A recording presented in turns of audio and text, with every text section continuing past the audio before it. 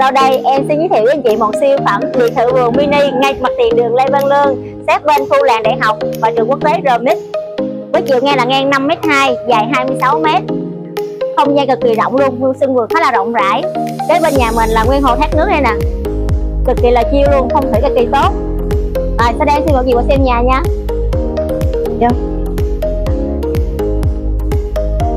Vừa bước vào là một không gian phòng khách cực kỳ rộng, đầy đủ nội thất cho mình luôn. Đây.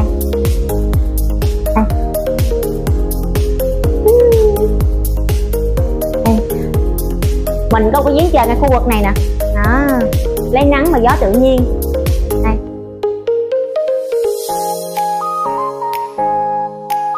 Ở tầng trời của mình đó là sẽ có 2 phòng ngủ.